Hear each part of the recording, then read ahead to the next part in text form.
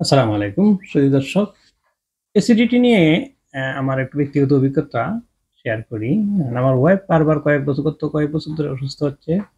একটা সিজনে এসে সে পেটের ব্যথা থাকে। তার পেটে কোনোমতে যখন অ্যাসিডিটির ওষুধ খাওয়ানো হয় তখন সে আস্তে আস্তে ভালো হয়।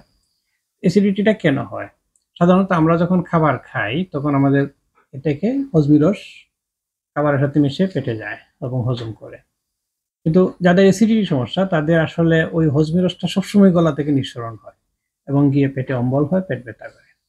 তো এটার জন্য বিকল্প আমরা কি করতে পারি? যেহেতু সবসময় হজমি রস পেটে যাচ্ছে, আমরা একসাথে বেশি না খেয়ে একটু পরপর যদি খাবারটা ভেঙে বারবার খেতে থাকি, তাহলে এই হজমি রসটা খাবারের সাথে মিশে হজমি রসটা একটু অ্যাসিডের ধর্মটা খর্ব হবে। এজন্য অ্যাসিডের ধর্ম যাতে খর্ব হয় সেজন্য আমরা কিছু খাবার বাছাই করতে পারি, অ্যালকালাইন খাবার, অ্যাসিডিক খাবারটা কমিয়ে ফেলতে পারি। আমরা যদি অনলাইনে সার্চ দিই কি খাবার অ্যাসিডিক এবং কি খাবার অ্যালকালাইন। অ্যাসিডিক খাবারগুলি বর্জন করে অ্যালকালাইন খাবারগুলি খেতে পারি, কাঠ জাতীয় খাবার, পেঁপে খেতে পারি।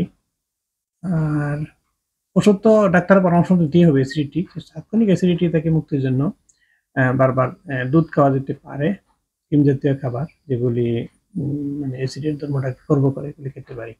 অ্যাসিডিটি নিয়ে অনলাইন স্টাডি করুন এবং সুস্থ থাকুন, ডাক্তারের পরামর্শ নিন, ভালো থাকুন। ধন্যবাদ সবাইকে।